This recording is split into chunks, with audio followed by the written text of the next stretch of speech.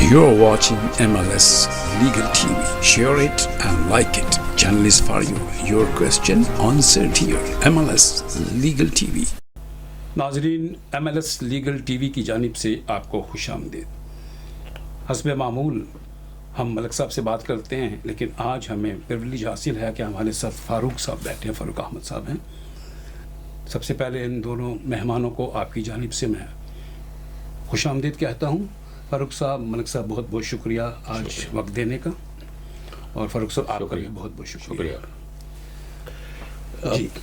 Thank you अपने लोधी साहब फिर आज इस वक्त वीक आने का और हमें ये टाइम देने का, और नाज़रीन को हमें पहले प्रोग्राम में पहले हिस्से में हम बात करेंगे जो लोगों की ईमेलें आई हुई हैं और जो आजकल एक बहुत टॉपिक हॉट हुआ है कि चैरिटी वीज़ों का, कि चैरिटी वीज़े खुल गए हैं।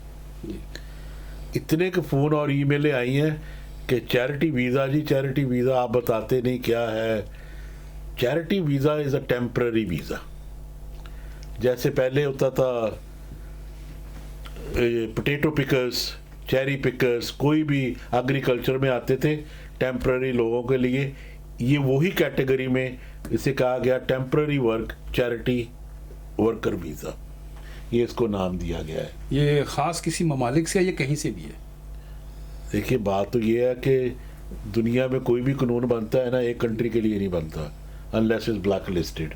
It is for everybody. Black listed का काम अनलेस कानून हमेशा, मेरा मतलब ये सवाल ना, इसलिए हम सॉरी, मैं कई बार कह जाता हूँ, आप माइंड ना करें प्लीज, कि मेरा मतलब ये दुनिया के लिए कानून जो है ना सबके लिए एक ही होता है। लेकिन ब्लैक लिस्टेड जो आपने कहा, इसमें थोड़ा सा वो कंट्री होती है, जैसे मेरा मतलब कोई कह ले कि जैसे इंग्लिश स्पीकिंग है, कि इंग्लिश लैंग्वेज की जरूरत नहीं है जो इंग्लिश स्पीकिंग कंट्रीज हैं, ठीक है, राइट, दैट वो डिफाइन कर सकते हैं आप, लेकिन ये नहीं है कि उस कंट्री से आ सकते हैं, इससे नहीं, राइट। पहले वीजे थे जैसे कॉमनवेल्थ में आ सकते थे, तो वो सारे कॉमनवेल्थ आ गए ना। मतलब शॉर्टकट ये है कि कोई कंट्री जो ब्लैक लिस्टेड नहीं है वो इस चैरिटी वीज़ा जो आप बता रहे हैं मलिक साहब, मेरा तो कोई है ही नहीं है। मेरा तो बात ये है कि सबसे ओपन है, ठीक है ना, ठीक है। लेकिन चैरिटी वीज़ा रिक्वायरमेंट क्या है जी, राइट। रिक्वायरमेंट पहली तो बात ये है कि यहाँ किसी की चैरिटी ऑर्गेनाइजेशन हो, जैसे रेड क्रॉस हैं, फॉर यूथ्स हैं, RSPCA हैं, फॉर ये कह लें कि मस्जिदें भी बहुत हैं, और ऐसे कई अदारे हैं जिन्होंने अपनी चैरिटी रजिस्टर की हुई है, और उनकी चैरिटी जैसे इस्लामिक रिलीफ है, हेल्पिंग हैंड्स है, that's a lot of charities like that. जो रजिस्टर्ड चैरिटी है उन्हें सबसे पहले लाइसेंस लेना पड़ेगा। लाइसेंस है जैसे वर्क परमिट का लाइसेंस नहीं लेते आप, मेरा मतलब अंडर टीयर 2 में जो भी आप मंगाते हैं अपना स्किल्ड वर्कर, उसके लिए आपको एक लाइसेंस लेना पड़ता है। इसी तरह चैरिटी वालों को भी लाइसेंस लेना पड़ेगा गवर्नमेंट से कि वो बैगर्स मंगा सकते हैं, चैरिटी कलेक्टर्स, समझ गया, ये चैरिटी कलेक्टर्स हैं, ठीक है। और उसमें उनका जो वीज़ा लिमिटेड है, let's go into one thing at a time first, समझे ना। पहले तो ये है चैरिटी कौन आ सकता है कौन नहीं।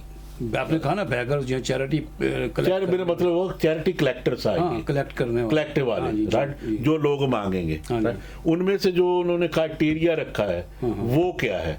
वो पहला ये है कि he must be over 18 year old, ठीक, राइट। कोई स्पेसिफाइड रिक्वायरमेंट वो मीट करता हो, नहीं है। और जो चैरिटी वाला है ना, he has got a certificate of sponsorship for the role, right। इसका मतलब है कि वो उसको वर्क परमिट दे, लेकिन वो काम नहीं कर सकेगा, ये मैं बाद में एक्सप्लेन करूंगा। लेकिन वर्क परमिट उसे चाहिए, वो जिसे सर्टिफिकेट ऑफ स्पॉन्सर कहते हैं, ठीक, राइट। और वो जेन्युइनली यहाँ आके चैरिटी कलेक्ट करनी है उसने, किसी और जेन्युइनली कि लाले के आप किसी एक, मैं छोटी सी मिसाल देता हूँ ना अक्सर, कि किसी मस्जिद के लिए आना है आपने, कोई मस्जिद बन रही है, राइट, उन्होंने चैरिटी कलेक्ट करनी है।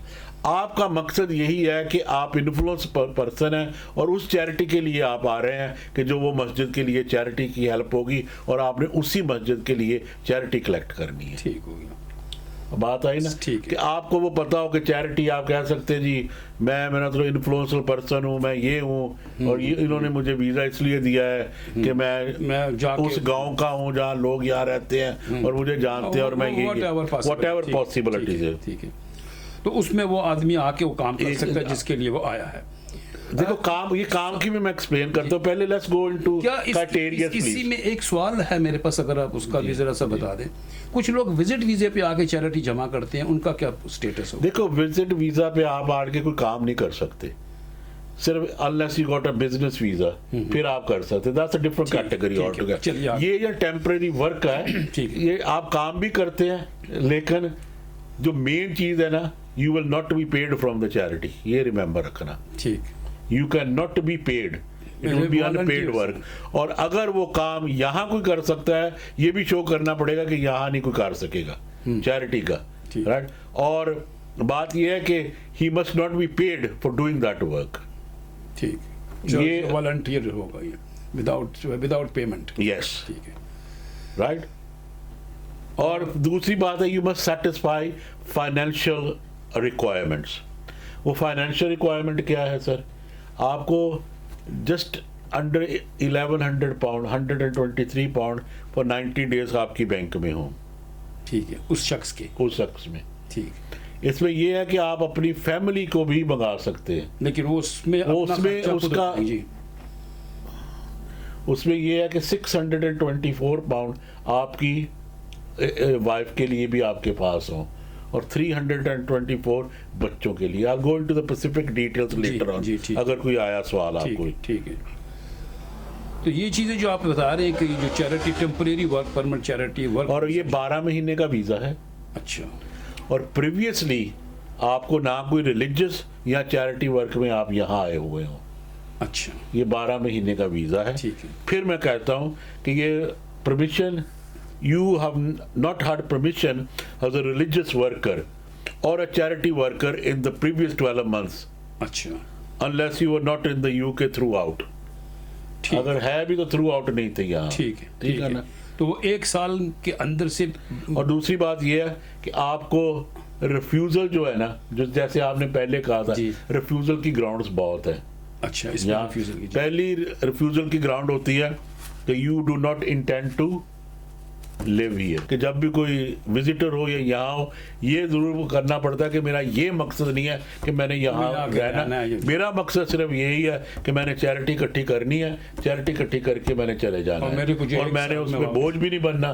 मेरे पास इतना पैसा है कि मैं वहाँ जाके रह सकता हूं। लेकिन जो पैसे कहे हैं बहुत कम है। मुझे ये नहीं समझ आ रही कि 1023 पाउंड में लोग रह कैसे रहेंगे। हाँ, ये जरूर है जो इन्होंने, मेरा मतलब या तो कहो कि होम ऑफिस हमेशा ब्लंडर मारता है या रिफ्यूजल के रीजन बना देगा कि आपके पास इतने पैसे नहीं है। तो आप खुद तो कह रहे हैं कि 1000 रुपया, मैं तो वो कह रहा हूँ जो वहाँ लिखा है जो इन्होंने लिखा है। अच्छा, जो कानून में इन्होंने बनाया है, वही बता रहा हूँ ना। होम ऑफिस तो यही कह रहे हैं 1000 हो तो आपका वीजा मिल जाएगा, 1 साल का वीजा भी वो दे रहे हैं। लेकिन वो कैटेगरी तो होती है ना कि फाइनेंशियल रिक्वायरमेंट आपके पास है। 1000 तो चाहिए ना 90 दिन के। अगर वो ये भी सोच सकते हैं कि आपने वहाँ रहना है, राइट, आपको स्पॉन्सर कैसे करेगा? चैरिटी तो आपको काम करने के पैसे नहीं दे सकती, तो आपने वहां रहना कैसे है? So there might be another category कि आपके पास इतने फाइनेंशियल आप हैं कि मैंने जी मेरा वहाँ कोई है, मैं वहाँ रहना हूँ, या चैरिटी का कोई घर है वहाँ हमने रहना है और रोटी पानी वो है वहीं से खा लेनी है, राइट। जो चैरिटी का काम करते हैं, सही, मेरा तो बात यह है कि ना आप इतना चैरिटी का काम करते ना मैं, राइट, करते हैं लेकिन नजर नहीं आता। नहीं नजर क्यों कहा? वो जो काम है ना चैरिटी वर्कर्स जो होते हैं, they know how to, what do they mean. जी बिल्कुल राइट, ये बात याद रखे मेरी। नाजरीन, मलक साहब से बात हो रही थी, जो टेम्परेरी वर्क चैरिटी जो वीज़ा अभी इन्होंने अनाउंस किया है, क्योंकि माह रमज़ान में और ये इस्लामी महीनों में हमारे पाकिस्तान से और बल्कि इस्लामिक कंट्री से दूसरी जगहों से भी लोग आते हैं और यहाँ चैरिटी जमा करते हैं। उनके लिए ये एक अपॉर्चुनिटीज़ है कि वो उन लोगों को ला सकते हैं जिनके पास अपने अखराजात उठाने के पैसों जमा हों, और वो उनको 1 साल को जो वीज़ा मिलेगा वो गवर्नमेंट की फंडिंग या चैरिटी से कोई पैसा नहीं लेंगे। और उसके लिए जो डॉक्यूमेंटेशन है वो फिर मैं रिपीट कर दूं, जी। जो इन्होंने लिस्ट कहा है वो 1270 पाउंड है, उस शख्स के अकाउंट में होने चाहिए। हाँ, 28 consecutive days with in the last 31 days। ठीक, उसके पास इतने जमा होने चाहिए, जो आजकल मेरा ख्याल कह लें कि इस रेट पे तो मेरा ख्याल 3 लाख 3.5 लाख रुपया बन जाता है, तकरीबन इतना बन जाता है। हाँ, उसके पास इतने होने चाहिए। ठीक। और वो वहां से कोई 285 फॉर योर पार्टनर, ये भी याद रखें। I don't know how they gonna survive on this, लेकिन that is what the law says, right? And for your partner and 315 for one child, क्योंकि आप अपनी फैमिली भी ला सकते हैं।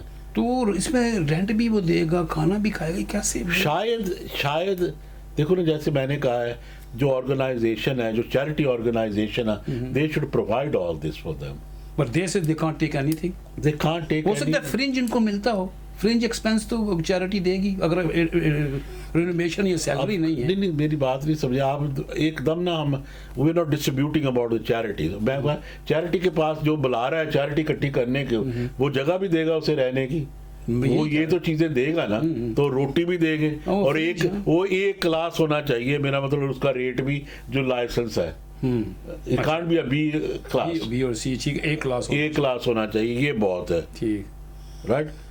ये 12 months का है वीजा, ठीक, right? It is renewable on certain circumstances, लेकिन it is not an entry to live in this country, ये बात याद रखिए। So person has to leave the country after his time is over. 12 months 12 month में उसको वापस जाना पड़ेगा। आपने ये जो सुना ये अपना चैरिटी वीजे के ऊपर, आपका क्या इसमें कुछ है डिस्कशन करने के पॉइंट ऐसे है जो मलिक साहब से पूछना चाहते हैं?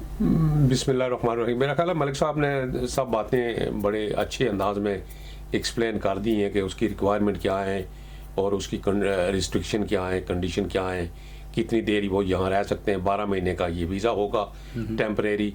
मेरा ख्याल है ये एक अपॉर्चुनिटी है उन लोगों के लिए जो चैरिटेबल कॉजेज़ के लिए पहले से काम करते हैं वहाँ किसी मुल्क में भी, इस कॉज के लिए अगर ऑलरेडी वो इन्वॉल्व है और यहाँ उनकी कोई चैरिटी ऑर्गेनाइजेशन जो कि रजिस्टर्ड है, जिनके पास लाइसेंस है, और वो उनको यहाँ बुलाना चाहते हैं, तो I think it will be beneficial for both parties, for them those who are working abroad and people those who are living here in UK. दोनों पार्टियों के लिए ये बेनिफिशियल होगा। मगर जैसे मलिक साहब ने पॉइंट आउट किया कि इसमें ये बात देखने वाली है और ये बहुत अहम पॉइंट है। It is very important to note that all those people, those who are coming here to join their charity organization, to work for them, to work with them, they will not be able to get any salary from the particular charity. That means they have to bear their own expenses. तो वो उसमें थोड़ा confusion है कि वो amount 1223 something pound में वो एक साल के लिए कैसे गुजारा करेंगे। ये बात तो लॉ में आई है। आई थिंक मैं ना थोड़ा सा और एक्सपेंड कर दूं फ्रूक साहब इस पे, बाय लॉ ये किस लिए आया है। अक्सर उन्होंने कहा है कि इसकी फीस जो है ना वो 244 पाउंड है। अच्छा, एप्लीकेशन वीजा फीस, राइट? और ऑब्वियसली हेल्थ सरचार्ज भी एक साल के लगेंगे, दैट्स 640 पाउंड।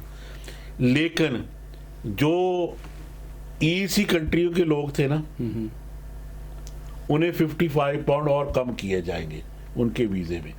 अच्छा, देखो ईसी को वीजा नहीं चाहिए यहाँ टेम्पररी आने का, लेकिन इस काम के लिए उन्हें वीजा लेना पड़ेगा। उनके 55, और वो कंट्रियों को उन्होंने नाम दिए हैं कि हमने ये कंट्री की है: Austria, Belgium, Croatia, Republic of Cyprus, Czech Republic, Denmark, Finland, France, Germany, Greece, Hungary, Iceland, Ireland, Italy, Latvia, Luxembourg, Malta, Netherlands, North Macedonia, Norway, Poland, Portugal, Slovakia, Spain, Sweden और Turkey। और Turkey हाँ, इनमें शामिल है। उन्हें 55 pound या 55 pound कम हो जाएंगे उनके वीजे के लिए। इसका देखो, अगर आपने कहा था ना कि हाँ जी हर कंट्री का, इसका मतलब है ये कंट्री सेफ है, जिन्होंने आना है और चले जाना है, उनका मतलब कहने का ये है कि इन कंट्रियों में ज़रा आसानी होगी कि उनको आने के लिए भी कि हाँ, क्योंकि मैंने पोलैंड के काफ़ी किए हैं और स्ट्रेट फॉरवर्ड हो गए उनके, ठीक, क्योंकि पोलिश नेशनल को तो ऑलरेडी यहाँ आने का वीज़ा नहीं चाहिए था, सही है, लेकिन ही पहले जैसे आपने कहा ना कि वो चैरिटी काम नहीं कर सकते थे यहाँ, लेकिन ये उनको टेम्पररी वीज़ा मिल गया, उनके चर्चों ने दिया कि आप आके हमारा काम करें, ठीक, राइट, और हमारी चैरिटी इकट्ठी करें, और ये वो कर सकते हैं। सही है। अच्छा, एक सवाल और भी आता है, हो सकता है इसमें कहीं ने आपने कानून के हिसाब से बताया, एक फैमिली आती है जी। इसी वीज़े के ऊपर, उसके साथ बच्चे भी हैं, उनकी एजुकेशन का क्या हुआ, फ्री होगी? देखिए, जब तक क्योंकि उन्होंने हेल्थ सरचार्जेज और सब कुछ दिया हुआ है, जब तक यहाँ रहेंगे everybody has the right to education, ये तो हमारी ह्यूमन राइट्स है, तो everybody has the right to उनके एजुकेशन, बच्चे स्कूल जा सकते बिल्कुल जा सकेंगे, हाँ, ठीक, 1 साल के लिए। बहुत अच्छी बात है जी, आपने बहुत सारी मालूमात हासिल की आज इस टेम्परेरी चैरिटी वीज़े के हिसाब से। आपका ये पहले 15 मिनट इसलिए लिए हैं जी कि ये बहुत ही लास्ट वीक से कॉलें आ रही थी जी, चैरिटी वर्कर के वीज़े खुल गए हैं, जो अक्सर लोग कहते हैं वीज़े खुल गए जी, हाँ तुसी क्यों नहीं दस दे क्या बात है, मैंने लेकिन आज हमने पूरी क्लियर कर दिया उन्हें कि फिर उन्हें ना नट शेल में मैं बता देता हूँ कि जिस चैरिटी में आपने आना है उनके पास स्पॉन्सर लाइसेंस होना चाहिए, वो आपको स्पॉन्सर करेंगे चैरिटी वाले, और फिर आप वीज़े की एप्लीकेशन देंगे, और इस एप्लीकेशन में आपको ए लाइसेंस चाहिए, हाँ, और आपके पास licence approved by the home office, हाँ, लेकिन ए लाइसेंस जब आपका लाइसेंस हो गया ना, फिर आप वो लाइसेंस वाले आपको वर्क परमिट निकाल के देंगे, which is improved bye the home office again, right, आपके इंडिविजुअल नाम पे, जैसे वर्क परमिट निकलता था, ये वर्क परमिट ही निकलेगा उनका, जब वर्क परमिट 1 साल की होगी, हाँ, जब ये वर्क परमिट निकल गया, फिर वो आपने एप्लीकेशन करनी है टू हैव अ वीज़ा। उस वीज़े में से आपको क्या चाहिए, 1270 pound for the past month in your account, ठीक, राइट, और 285 pound for your partner and 315 pound for your first child and 200 for each additional child, right? ये जो है ना, ये इनकी कैटेगरीज है, लेकिन ये ना सोचें कि हाँ जी वीज़े खुल गए हैं, there are lot of things जो मैंने देखा इसमें, जो कंट्रियों के मैंने नाम लिए हैं ना, ये अक्सर उनके लिए हैं कि उनके लिए ईजी है यार। You're watching MLS Legal TV. Share it and like it. Channel is for you. Your question answered here. MLS Legal TV.